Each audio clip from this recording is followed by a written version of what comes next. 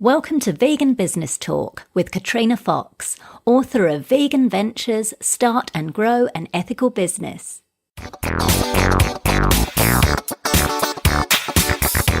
Hello and welcome to episode 39 of Vegan Business Talk.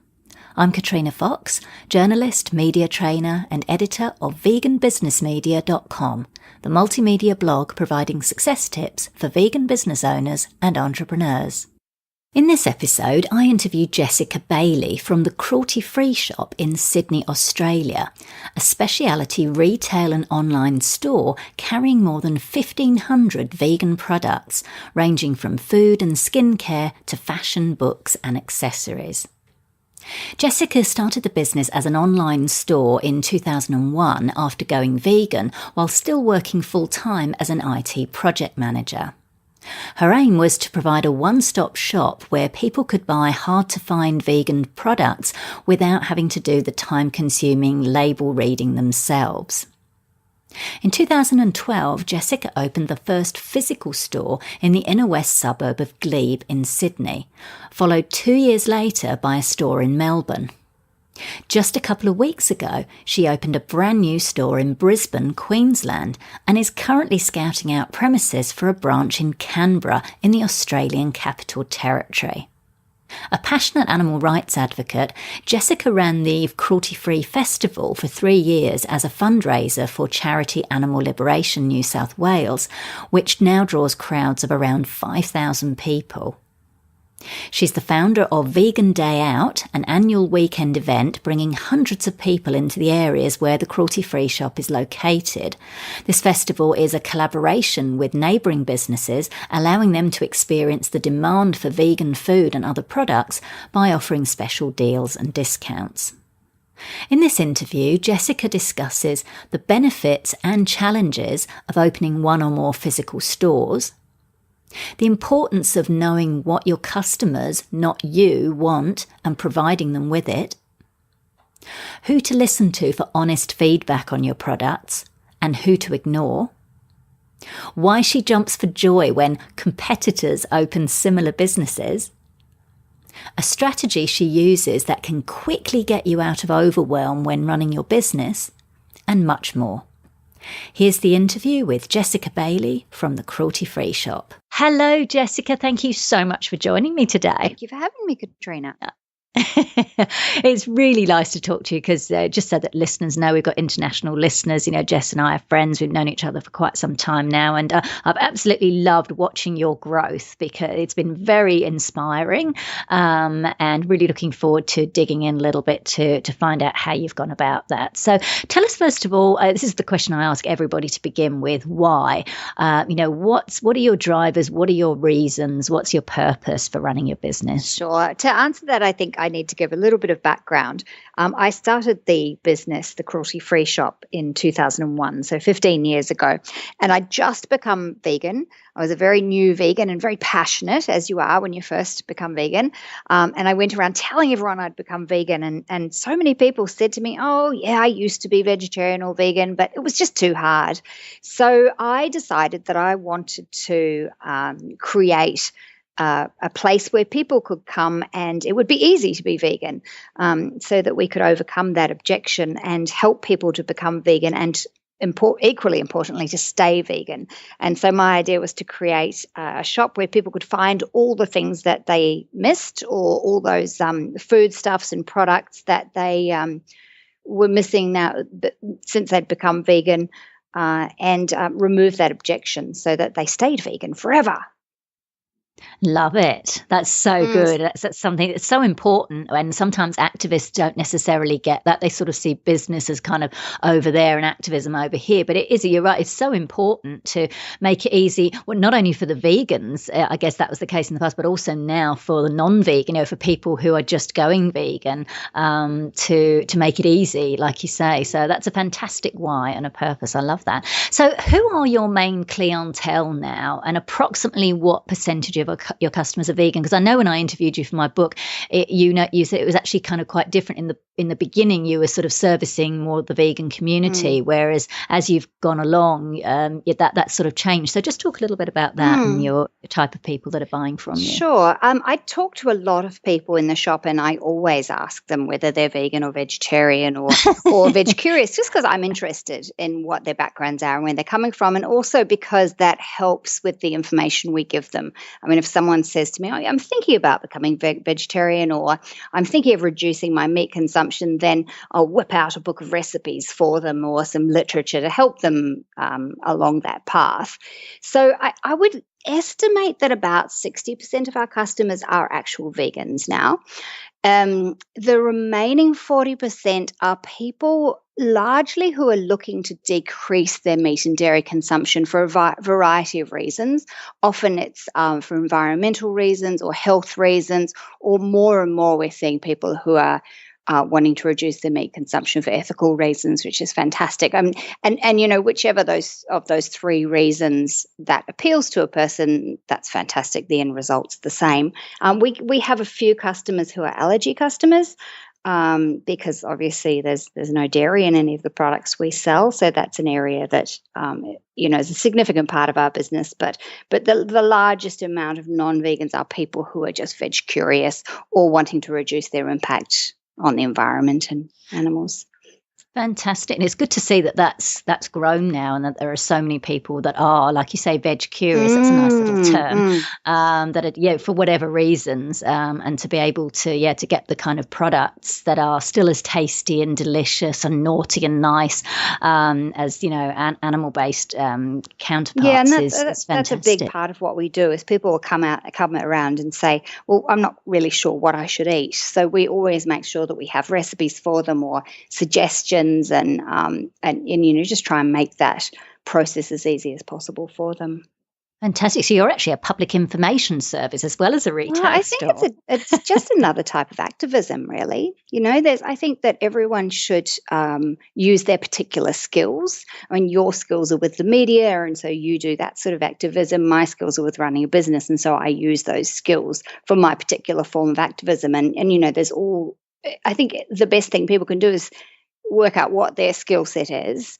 We don't all have to be at protests. We don't all have to be, going undercover and that sort of thing. I think we should all take our skills and use them. And there's so many different forms of activism that are all equally important.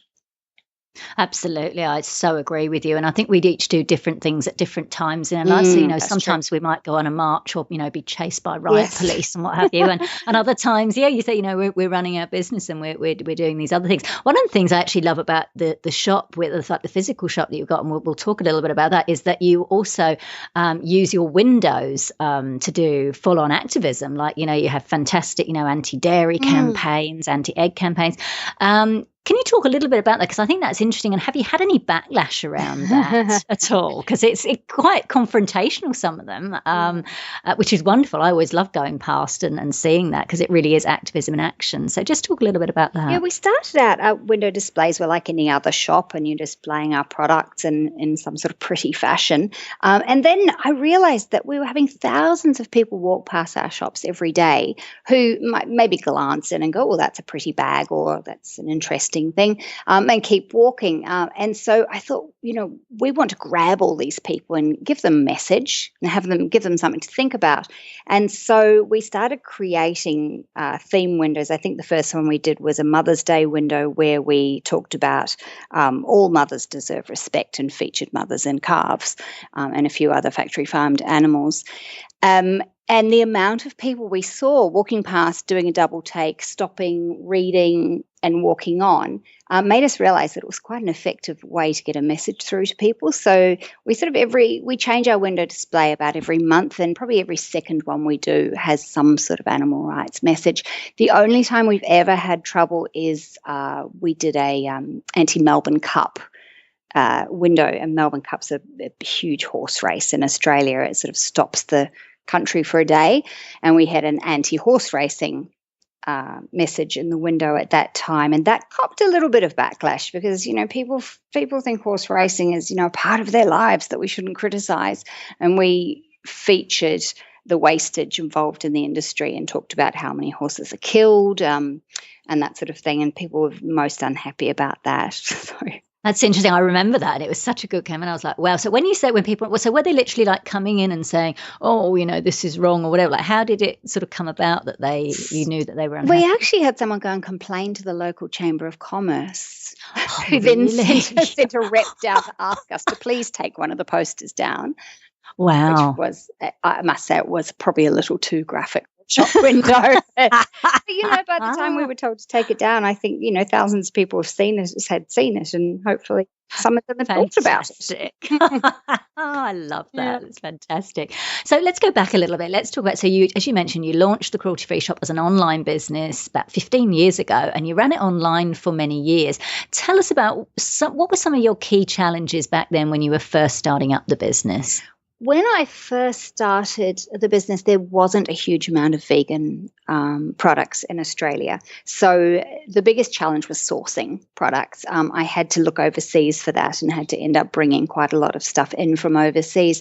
The other thing was that I'd find that some traditional manufacturers would have one vegan product out of a range of 150 products. And so instead of being able to have 20 suppliers and get all our stuff from them, we ended up having to have 100 suppliers and getting one product from each, which is a challenge because for each of those, there's an admin cost involved in dealing with that. So that was really hard sourcing the products, but I must say that's gotten significantly easier over the years as more and more manufacturers are producing vegan products. And the amount of stuff available now is probably got hundreds of times what was available when I first started. I guess the other difficulty was because people weren't very familiar with veganism. It was quite challenging to try and figure out what was vegan and what wasn't. It involved a huge amount of label reading and deciphering codes, that was very, very time consuming. And also trying to figure out, people would say, well, this is a cruelty-free product, but there was nothing to back that up. And so you couldn't just take people's word for it. You had to really do a lot of research. So that was very time consuming. That was probably the biggest challenge, I think. Yeah, I can relate to that. When Tracy, my partner, and I came over to Australia, we opened a hair and beauty salon in 2001, actually, when we first came here. And I had the same thing because my job was to literally make sure that, all the products that we used were vegan. And I remember having to wait till the evening sometime to ring at the company in France to actually, and I ended up having to speak to someone quite high up the chain because they were just like, oh, we're not sure. And like you say, it is really like labor intensive. And I think that's important for people or for customers to realize as well, is that you do all that hard work for them, which is a real benefit. Like I know whenever I come into, to the Cruelty Free Shop, I come in usually once a month, I know I can grab anything off the shelf and know that it's vegan. Now, sure, I might want to check, well, okay, has it got, how much, what else has it got in it, kind of thing, maybe from a health thing or what have you. But I know that I can dash in and I can literally, put anything in my basket and know that it's vegan. So I guess that's one of the things. It's a challenge for an ethical business, but I guess it can also be a selling point as long as people realize that and know that and trust you to do that label reading and sourcing for them. Yes, and they have to understand, that is a benefit, and that things will be a little bit more expensive because of that, because you do spend that extra time. So something you need to communicate. Right. Exactly. It's one of those things about, vegan or certain vegan products are more expensive because they're ethical, because of all those various reasons. So I think, that's a good point to actually make sure that you share that with your customers so that they're kind of, oh, okay, they get it. So as you've grown then, how have the challenges changed over the years? Well, I guess two ways. One is that there's more and more products available now and that manufacturers are seeing that there actually is a market for vegan and vegetarian products. And the second step to that is that manufacturers actually know what vegan means now. So if you ask if a product is vegan, they don't say, what? What does that mean? So you actually can get an answer from them, which saves a lot of time. For sure, for sure. So you mentioned that the challenges were so that there are now more and more vegan products. So is that, when you say that's a challenge, how is that a challenge for you? Oh, I'm sorry, that's not a challenge. That's one of the things that has gotten easier over time. Gotten easier. Yes. Fantastic, Yeah, fantastic. most So excellent, excellent. I know I was thinking, that sounds sorry. like a pro. No, that's all right. So as you've grown, as you've grown as a business, what have been some of, because you've talked about some of the challenges in the beginning. So how have those challenges changed as you've grown? As the business has grown? Yeah. I guess that I feel like I'm repeating myself a little bit. Sorry if I'm not understanding the question. The challenges it's become much, much easier to run the business because I can get much more accurate information about products, and I don't have to look as hard for products. As we've gotten bigger and had more of a market presence, suppliers come looking for us. So I'll get emails from producers every week saying, would you like to stock our product? Whereas in the past, I had to be chasing them and searching and spending a lot of time on the internet trying to find these things, whereas now they tend to come to us, which is lovely. Put my feet up and yeah, I guess I was just asking, because now that you've started to grow, whether there are different kinds of challenges that have come around. But maybe it's not that case. It's just the case that things have maybe got a little bit easier, which is pretty awesome. So let's talk about the physical store, because you opened the first. Now, when did you open the first physical store in Sydney? What year was that? That was 4 years ago. 4 years ago, right? So you opened the first physical store in Sydney, then I think it was 2 years later you opened Melbourne, and now very recently, literally like a couple of weeks or so ago, you opened a store in Brisbane, and you're also going to be opening one in Canberra. So that's some fast growth in quite a short space of time. So let's talk about what are some of the challenges involved in going from being an online store only to a physical one, and then to more physical stores. It's a completely different business running a retail shop to an online store. It was almost like starting afresh. I had no retail experience, so I was sort of inventing it as I went along. I had to think about things like, how does one display a product? How do you do a window display? How do you do a point of sale system? So the whole process of opening a new shop was completely new to me. And I thought I knew what I was doing with my business, but I sort of suddenly realized that I had to start afresh almost, which was kind of fun. It was interesting, and it was a big learning process, but I had to, find out how to hire staff and what sort of laws there are. And, there was a huge amount of new challenges that came with opening a shop. There's much higher overheads. The rents are really high with retail, and, you don't have the flexibility. When I ran the online store, it doesn't matter if you go into work at midday and finish at midnight, whereas with a shop, you must be there at certain times and you've got to be reliable. And it was just a whole new ball game for me, which I really enjoyed, actually. Obviously, because you've opened so many. So tell us about them. Why did you decide to open a series of physical stores in different states of Australia in a relatively short space of time? Because as you mentioned, the overheads were much higher than the online store. So what are some of the benefits to having physical locations? The single biggest benefit is being able to reach more people. Like we were talking about earlier with the window displays, just having that visibility. From an activism perspective, it allows us to reach so many more people. We get people wandering all the time, people just browsing, but it gives you a chance to talk to people who you never would have been able to engage with before. With an online store, people came and found us. I guess they were already sort of converted's not the right word, but, already interested. Whereas with the physical shops, we get to engage with a whole new crowd of people who we never would have been able to before, which is fantastic. It also makes it easier for, the existing vegans to find us. I think it's much nicer for people to be able to come in and look at things and touch them and have that personal touch and talk to a real person than just get on a computer. Absolutely. And I think that's interesting to point out that you've been very smart in choosing the locations for your physical stores, in that they have been on the high street. They're not tucked away in some little back corner where you've not got, the passing trade foot traffic coming through. You've been very strategic, it seems, about choosing those high foot traffic Yeah, that was really areas. important to us, because I sort of felt like if we were off the high street in the the suburbs or hidden away, we'd just get the vegans coming to us. And don't get me wrong, I love the vegan; they're my favorite people. but that's only part of our business. We want to reach the people who are curious and who are ready to make some changes in their lives. And unless we're somewhere accessible and visible to them, then we can't reach those people. Exactly. So in the cruelty-free shop, you, both with the online and the physical stores, you stock a huge amount of other people's brands. So talk a little bit, as a retailer, how do you decide what to stock? What do you look for? Okay. I've got a fairly clear idea of the sort of products I want to stock in the shop, and it is vegan versions of typically non-vegan products. I'm not a health food shop. I'm not a supermarket.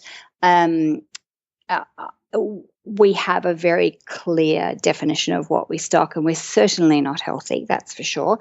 It's funny, actually, over the years I've introduced some health food shops to the shop, health food products to the shop, for convenience, and they just don't sell.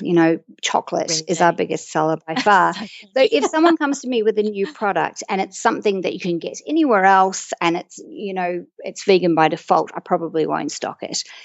It needs to be a vegan version, like something like vegan fish sauce or vegan cheese, and vegan alternatives is what we specialize in. And I think that if we broadened that and just stocked lentils or tofu or whatever, that would sort of water down what we're doing and make us just an ordinary shop, and we wouldn't stand out the way we do. Got it. Yeah. And you do, I can certainly vouch that you do absolutely, like, you can go in there and get all kinds of delights that you don't even know, were in existence. And I think that's really important, because like you say, even like the vegans, that makes them happy, obviously makes us happy. But also, for people who are curious, they can kind of go, oh, so if I go vegan, I can actually have this chocolate, or I can have this donut, or this cream puff, and this, all my favorite. I don't have to give up or sacrifice my favorites. And vegans, are doing such an amazing thing. I mean, being a vegan is such a fantastic thing to do that you shouldn't have to do without anything, Exactly. If you want to do the health, you think that's great. But, it's good to be able to have those treats when you want them, and to have somewhere to get those. Yeah, it shouldn't be a sacrifice. Exactly. That's what I always say to people. Don't think about what you're giving up, thinking about what you're getting, which is fantastic. So when we're talking about this brand, you mentioned that if you can get it anywhere else, you wouldn't ordinarily stock it. So does that mean, for example, say a vegan brand comes to you and you're like, yep, great, and you stock it. What if they then got interest from, say, one of the major supermarkets, say here in Australia, Coles or what have you? Then would that mean once they become available in like more mainstream stores that you wouldn't stock their product? Is that right? No, we definitely still stock it. I mean, I love seeing vegan products in supermarkets. I think it's wonderful, and the more available these products are, the better. But if it's a specifically vegan product, we'll always stock it, because I don't want people to have to run around and go to 3 different shops to do their shopping. I'd like them to be able to think of us as a one-stop shop, and they can come and get all their vegan goodies in the one place, regardless of whether you can get it elsewhere or not. Right. So when you said if it's somewhere else you wouldn't stock it, that would be more like for mainstream manufacturers that happen to have a vegan product. No, I more mean by that I sort of mean products that aren't specifically vegan. Like lentils, for example. Oh, I see. Gotcha. Okay. You are vegan anyway, and you can get them anywhere, so I wouldn't stock them. But say it was some particular type of vegan cheese, I would definitely stock that regardless of where else you get it. Got it. Okay, good. Now that makes sense. So what advice can you give then to vegan brands who want to get your stuff on your shelves? Come and see me. I think that we do get approached by a lot of new producers coming up, and I think that it's kind of difficult in that you sometimes have to give constructive feedback. And I know that if someone's been developing a product themselves and they're very invested in it, they can sometimes not take that feedback terribly well. But it's important to listen to that sort of feedback from someone who has been in retail a while, because we're probably more forgiving than most shops are going to be. Exactly. Things like, things like getting your packaging right, getting barcodes right. A lot of producers who come and see me have been selling at markets, which is a great way to test out your products. But you've got to remember that at markets, you're there talking to the consumer, selling your product one-on-one. Whereas when a product comes into our shop, it's sitting in a fridge with 40 other similar products. So, and we don't have enough staff to be able to sit there and talk as passionately about your product as you do. So your product needs to sell itself on the shelf. So packaging is so important. It needs to stand out. It needs to look good. That's probably the most important thing. That's really good advice. So when you're dealing with people, like you say, maybe they're in the markets or they're maybe doing stuff from their home kitchen, like, do you look for a certain amount of experience or? It comes down to the product. I mean, someone could have no experience but have a fabulous product and really good packaging. So it's really on a case-by-case basis. And I suppose you've got to know that they can continue to deliver it, because I suppose if you as a retailer have it on your shelves and customers like it, I guess you've got to know that that company or that business can continue to supply it. Yeah, that's a very good point. But I guess the fact that we would stock it hopefully will mean that they can continue producing it because, they're getting business. So exactly, although they can keep up with the demand. Yeah. Fantastic. No, that's great. That's really good advice. Thank you. So in terms of staff, we touched on this a little bit earlier. So how many employees approximately do you have, Jess? I don't know.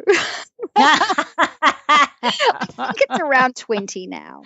Wow, is it 20? Yeah. My gosh, because you have a lot of part-time people We do. We're actually moving more towards full-timers now. We have to have part-timers for the weekend, but we're trying to get more full-timers. So there's sort of a more consistent face and more reliable face to the business. But yes, we do have quite a few uni students who work on the weekend and that sort of thing, but around 20, I think. And how do you go about finding and keeping, the experience motivated? Because you have some great staff, whenever I go in, whether they're new ones or some of the old faces, like they all seem really passionate, like they enjoy their work. Do you know what I mean? It's not like going into some regular stores where people are just there for the paycheck. Mm-hmm. So do they come to you, or how does it sort of work? How do you go about, getting those staff that you can trust with? Because, like, for example, you had the Vegan Day Out event recently where, you get everybody coming into the areas where your shop is, and you get other businesses offering vegan products, which is a great initiative. And I noticed, like, when I went in on Saturday last week, and you weren't there, your staff were there, and they were running it all, and it was great. So how do you go about getting that kind of motivated and experienced staff? It's actually really easy because, like you said, it's not like working for a normal shop. It's working for a shop that you're sort of passionate about. How do we find the staff? It's a mixture. Some of them are customers that we've gotten to know over the years. A couple of them we've actually approached and said, would you like to come and work here? We think you'd be a really good fit. It comes down to personality. I think anybody can work a cash register and stock a shelf. It comes down to personality, whether they'll fit in with the existing team. They're all just lovely, lovely people, and they're all really passionate about veganism and excited about working there. So occasionally we'll advertise, and when we do, it's overwhelming. We get so many applications, and it's quite horrible because I hate saying no to people. And so many lovely people apply, but we can only hire one or two at the time. So we're sort of spoiled for choice because we have a lot of people want to work for us. It's really nice, and we have we have a really tight team. Everyone gets on really well, and we're all really good friends. Wonderful. That's fantastic. Now, there's been, as you mentioned, when you first started out there, you were probably either the first or certainly one of the first vegan online stores. Now there's a bit more competition nowadays. So there's more online stores, there maybe even a couple of physical stores, vegan stores. So how do you go about nowadays standing out both within and outside of the vegan business arena and maintaining customers? Well, first of all, I don't think of them as competition. I think the more vegan businesses, the better. And every time a new vegan business opens, I'm like, yay, that's really exciting. That means there's more vegans. And really, the vegan market is growing so rapidly. It was one of the top 10 growth retail sectors in the US last year, and Australia is following that sort of lead. So there's room for lots more people in the marketplace now. So I guess, how do we differentiate ourselves? I think we have a fairly good profile. We have fairly good reach because, as you said, we're now in several different locations. We do, I believe, have the widest range of vegan products. And I also am very active in finding new products. So I like to always think that we're the first ones with an exciting new product. So I spend a lot of time looking for new products to bring in, and always try to be the first to have them. So I guess that's how I try and stand out a bit. Excellent. Well, I'm on your newsletter list, and I'm always delighted when you go, right, we've got this in stock now, and it's like, wow. So that's fantastic. There's so many more vegan products coming out now. I don't know how we're going to fit them all. It's a very good problem to have. It is, isn't it? Who would have thought it? Who would have thought it? And I love that you've said that about, you don't think of them as competition. You're really coming from that place of abundance rather than scarcity, which is great. And that, in a sense, we're all collaborators in the bigger vision. Yeah, so that's fantastic. We all have the same goal. And most people in vegan business are not in it for the money or the glory or whatever. They're in it to make a difference. And that's really nice, because that means we do all work together. We don't, there's no nastiness or competition. Exactly. So what have been some of the marketing strategies that you've used that have been successful in growing the cruelty-free shop? I know we mentioned the Vegan Day Out, so maybe talk a little bit about that and some of the other strategies that you've used to grow your business. Sure. Well, I guess we've used traditional strategies like social media and Google Ads and advertising in magazines and sort of not industry magazines, like animal rights magazines and that sort of thing. We donate quite a lot of raffle prizes to various animal sanctuaries and animal rights groups for fundraising. And while the reason we do it is to help them out, that does actually help raise our profile also. So it's a bit of a win-win. It's a little bit tricky knowing how to market, because vegans and vegan curious people come from all different walks of life and all different areas and all different socioeconomic groups. So you can't say, well, I'm going to advertise in this magazine or this newspaper and I'll reach my whole market. That's impossible. So you really have to be quite active advertising. Google is fantastic for that sort of thing, because if someone shows some interest, you can make sure your ad pops up. And then, as you mentioned, we've created events, and probably the biggest event we've created is the Vegan Day Out. And it started out, first of all, as a marketing idea. And then we realized that we could actually make a difference with it. What we did was create an event where we approached all the local businesses and asked them all to offer some sort of special on a vegan dish or a drink or whatever for a weekend. And we created a walking map so all the people can come pick up the map and go around and get all these special offers. And what happened as a result is a lot of the local restaurants and cafes who hadn't really acknowledged the vegan market started, or having seen that there was a market because so many people turned up for the Vegan Day Out, that they actually started adding vegan dishes permanently to their menu. So we sort of managed to make a little bit of a difference there, which was fantastic. Really nice. The event generates so much buzz on social media that it's a fantastic marketing event for us as well. Fantastic. And as well, you even actually as well, I believe, created the first cruelty-free festival in Sydney as well. Yeah, that wasn't a marketing thing though. That was just, I just decided that I had this idea that nobody wants to support cruelty. It's just that they don't realize they are, or they don't know how to avoid it. And so I approached Animal Liberation and pitched the idea to them that we run an event, a cruelty-free festival, where people could come along in a fun sort of festive atmosphere with their families and find out what they could do to improve the lot of animals, whether that be, adopting a shelter dog or changing a brand of shampoo to one that wasn't tested on animals, or even scarily trying vegan food for the first time. That was oh gosh, that was 11 years ago, I think that started, and I ran it for the first 3 years and then passed it over to someone else, and it's going strong, which is great to see. It is, and I know you're usually there at all the expos and the festivals to keep your brand top of mind, I guess. Yeah, we're coming into festival season now. We've got Adelaide, we are Melbourne, Sydney, all lined up. Very exciting. It is, it is. So you talked about, having these products that are the cruelty-free, and you called your business the Cruelty-Free Shop. Let's talk a little bit about the word vegan, the use of the word vegan in your marketing materials on your website, and the prominence of the word. We've got the two schools of thought now. One, it's limiting, it's still a bit scary, and two, not much more people are getting used to the word, and it's kind of cool and trendy. So what are your thoughts on this? And, say a bit about your choice of how you use the word in your marketing and why. Sure. My thoughts on this has changed, has evolved over time. When I first started out, I thought that the word was a bit scary and it might put people off. And so that's why it was called the Cruelty-Free Shop, not the Vegan Shop. But over the years, I've come to realize that unless we use the word vegan a lot, it's always going to be scary. And now my idea is to use it as much as possible because it demystifies it and makes it mainstream. And the more mainstream it is, the more acceptable it is, the more likely people are to give it a go and not be scared off and not think of it as being something freakish or unusual or whatever. So I've, in the last few years, subtitled our logo with Australia's vegan supermarket.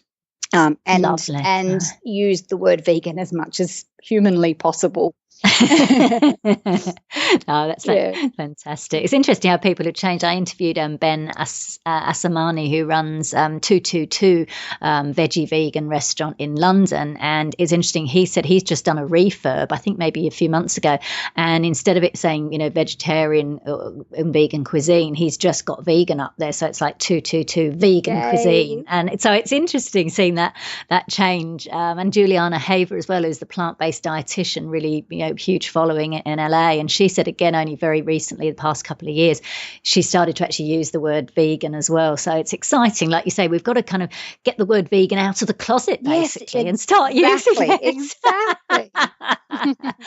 Fantastic. Now you've been featured a bit in the media, which is fantastic. How did you go about getting the media coverage, Jess? Every time we do anything, open a new shop or run an event or whatever, we always put together a media release and send that out to all and sundry. And we've been doing that since we very first started.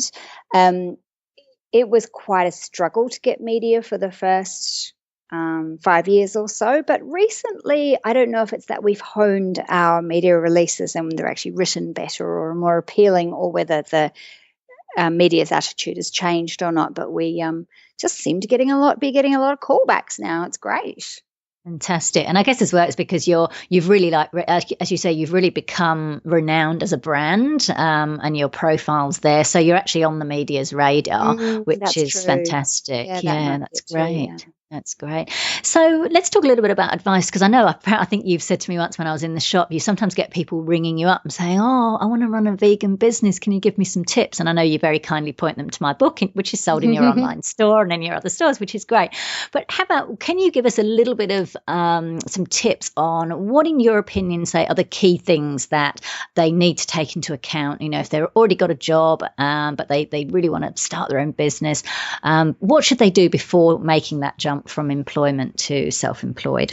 I was very cautious when I started my business, and I started it very, very small and ran it as a hobby while I was still working full-time for quite a long time, which I think in hindsight, it probably was a bit long. I probably should have leapt into it a bit sooner. But that said, I think it is quite important to start out small, to test out your idea to start with.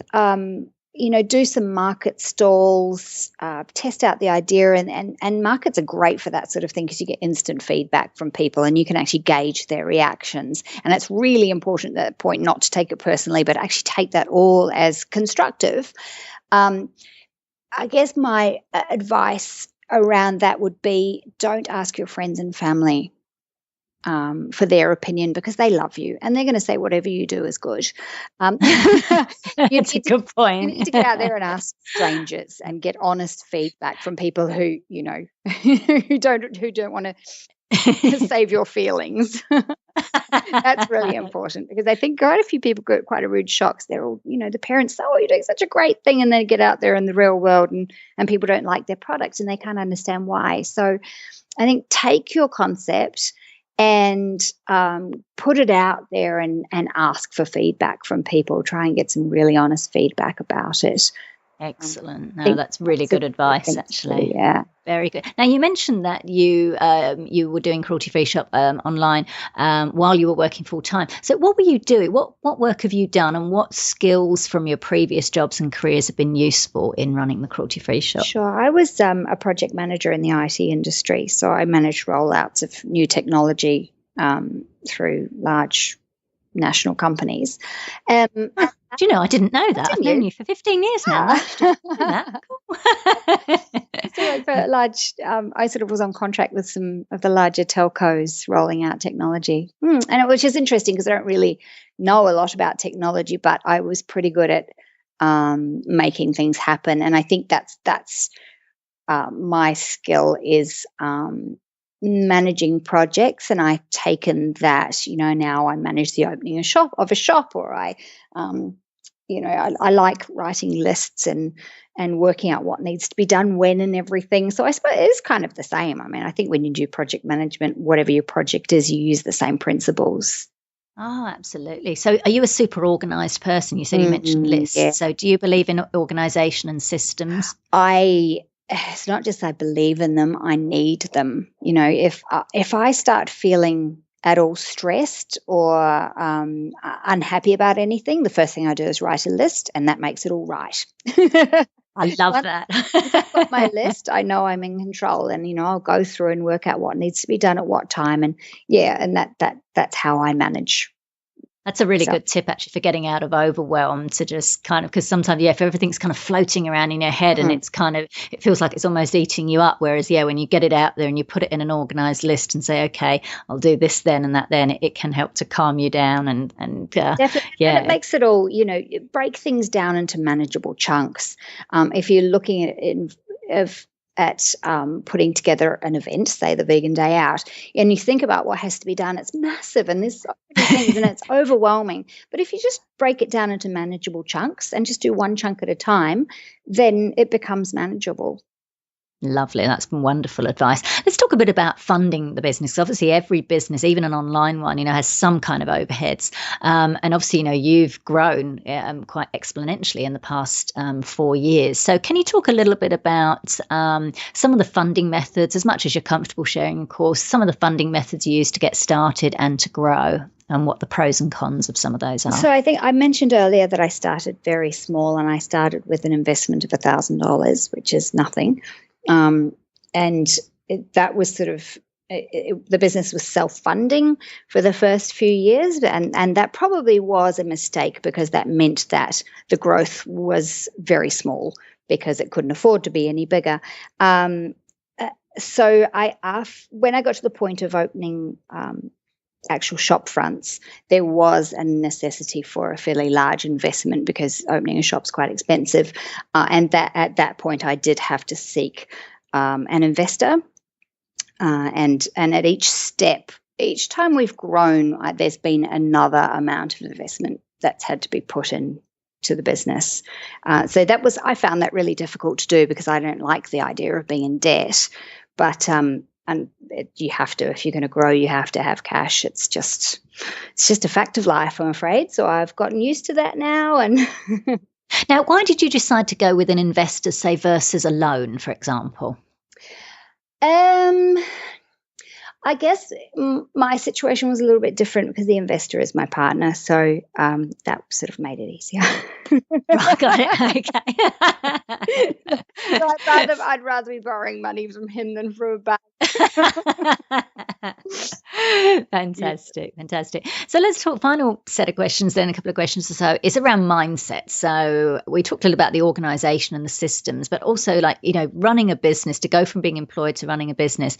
It's a lot of people say it's one of the fastest forms of personal development because it really forces you out of your comfort zone. Like you mentioned, you'd had to kind of start from scratch almost running a retail store and learn all these new things, which is exciting, but also can be a bit stressful as well.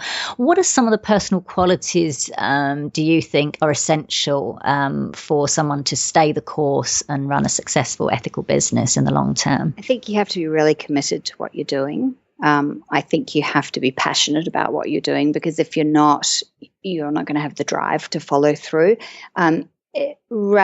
Starting your own business and running it is hard work, and you do end up working way more hours than you would if you're working for someone else. But if you're doing something you're passionate about, it doesn't matter because you love it. It's fun. I don't mind sitting down on a Saturday and working because I love what I do. So I think you have to have passion for what you're doing.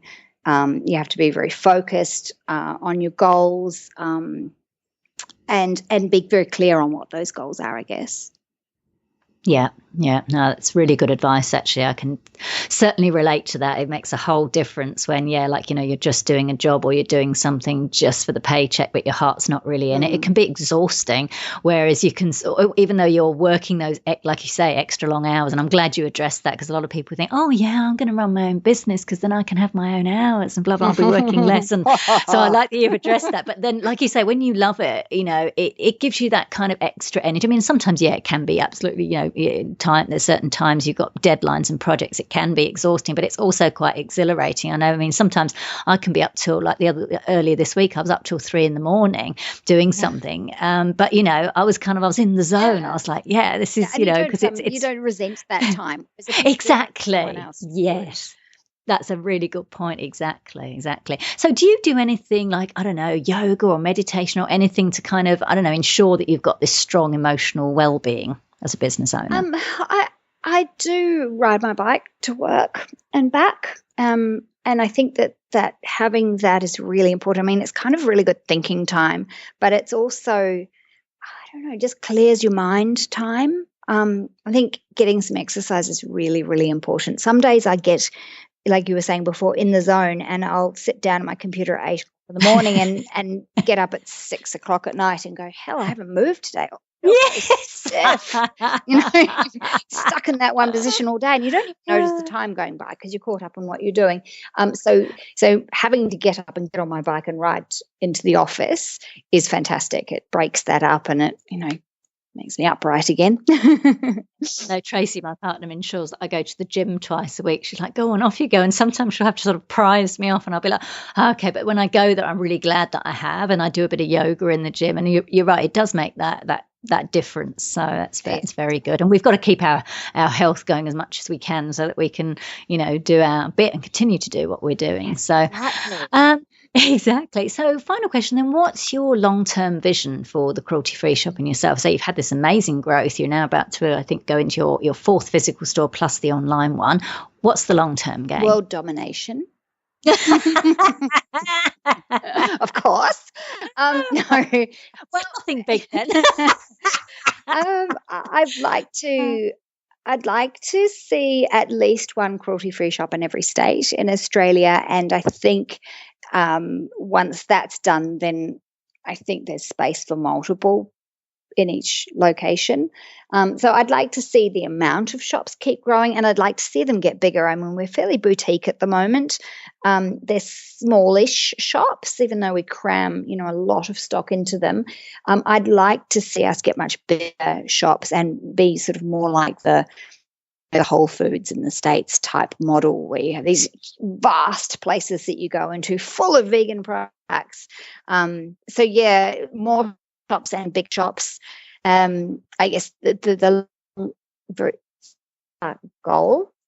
Sorry, you just broke up there, Jess. Oh, just say that bit again. No, that's all right. Where was I? You said more and bigger shops. More and bigger shops.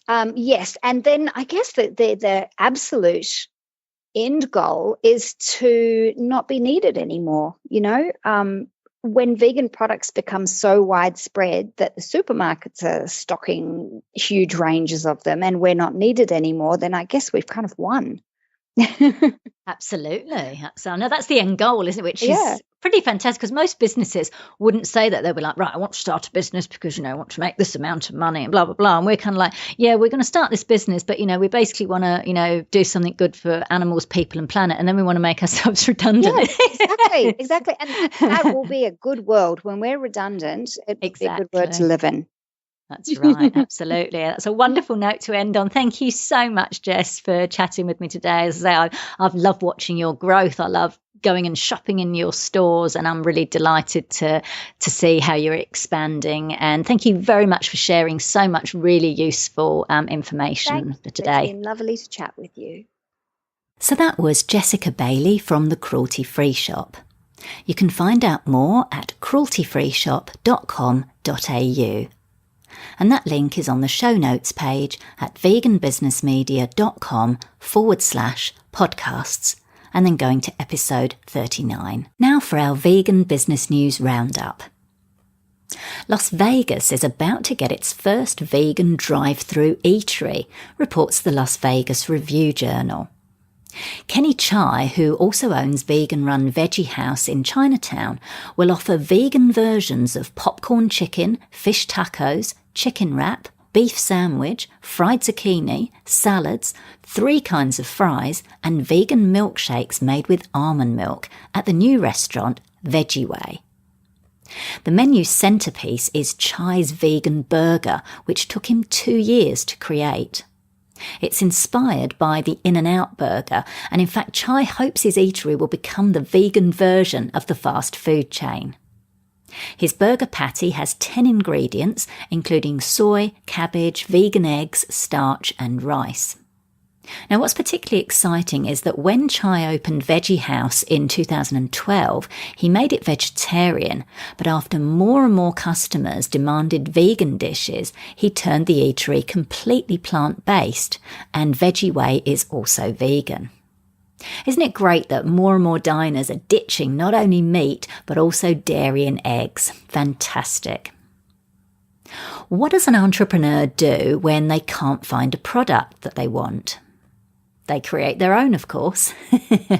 This is what millennial entrepreneur Selmira Amadi from Mozambique did. After arriving in the UK to study international business in 2010, Amadi found her skin didn't do well in the British climate and became very dehydrated. She searched everywhere for suitable products for her melanin-rich skin, but to no avail. After being offered a skin whitening cream, to her horror, by a beauty salon, she decided to launch her own range of specialist products, and they're vegan, reports Africa Fashion. The new range, Saka, and that's spelled T-S-A-K-A, so the T is silent, are based on ancient beauty recipes from Mozambique handed down by her grandmother. The word Saka means happiness in the Rongan dialect of Mozambique. Isn't that lovely? Amadi travels regularly to remote areas in the Mozambique countryside to ensure that only the purest ingredients are used in her products. And she also gives 2% of the company's profits back to these local communities, enabling farmers to buy harvesting equipment and send their children to school. What an amazing young entrepreneur. She may be going to college to study business, but it sounds as if she can teach the tutors a thing or two. You can find out more about Saka on the company's Instagram at Saka Beauty. Texas may be known for its cattle industry, but crafty business owners are making inroads in spreading the vegan message. Houston is about to get its first vegan and organic ice cream store, reports Houston Eater. Juice Girl's Gretchen Todd is set to open a second location of her popular health-focused juice and smoothie bar in Montrose in early October. The new ice creamery will include treats made with a nut milk base, all of which can be made into sundaes, banana splits, acai bowls and shakes, with flavours featuring the likes of cinnamon, Rocky Road and chocolate-covered cherry. That sounds lovely. Who needs dairy when you can enjoy delicious vegan alternatives like this? I'm actually very happy to see Texans embrace plant-based eating. I used to watch the TV show Dallas when I was young, and I don't think I really made the connections between JR's and Miss Ellie's cattle ranch and the reality of the industry. And I watched season 1 of the remake they did a couple or so years ago, and I loved how Sue Ellen had come into her own and become this strong, independent woman, which was fabulous. And I could totally see her launching a plant-based milk empire. Maybe we should tweet the producers, you never know.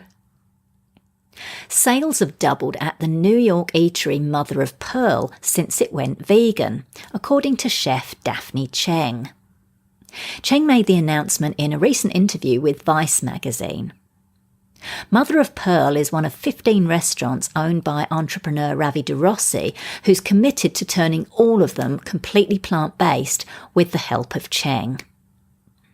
Mother of Pearl, which was previously a tiki bar, made the transition to a vegan Polynesian restaurant and cocktail bar on Valentine's Day this year, while Bourgeois Pig became Ladybird just a couple of months ago. It's fantastic to know that business is booming at Mother of Pearl, particularly because DeRossi is changing his eateries because of ethical reasons, rather than simply appealing to the health market. He's taken a risk because he's operated his restaurants on a non-vegan basis successfully for over 10 years. But after searching his conscience, he no longer wants to support cruelty. I love that he's taken this stand and that it's paying off. And I really hope that this inspires other entrepreneurs to do the same. Finally, the plant-based foods industry contributes $13.7 billion to the US economy, according to a report released this week by the newly formed trade body, the Plant-Based Foods Association. The association represents 52 of America's leading plant-based food companies, including Tofurky, Upton's Naturals, and Miyoko's Kitchen. The report estimates that as well as $13.7 billion in sales, plant-based food companies pay $1.1 billion in federal and state taxes each year, which represents 20% of the industry's revenues. The report predicts that at current growth rates, the plant-based food sector will generate $13.3 billion in tax revenues over the next 10 years. The industry also creates more than 60,000 jobs that pay a total of $3.6 billion in income each year. And an added bonus is that jobs in this sector pay more. The average wage is $59,400, which is about $13,000 higher than the average US income. The report also estimates that at the current rate of growth, the plant-based food industry will add more than 2,000 jobs to the economy each year. Wow, those are some impressive figures, aren't they? So not only are plant-based foods better for your health, the environment and animals, they're also good for the economy. It's fantastic to see the Plant-Based Foods Association making waves and coming up with these kind of analyses, because this is how we get economies and societies to change. So that's it for this episode of Vegan Business Talk. Thank you so much for tuning in. If you enjoyed the show, please consider giving it a review and a rating on iTunes or any other platform you're listening on. I'm Katrina Fox from veganbusinessmedia.com, and I look forward to catching up with you in the next episode. Bye for now.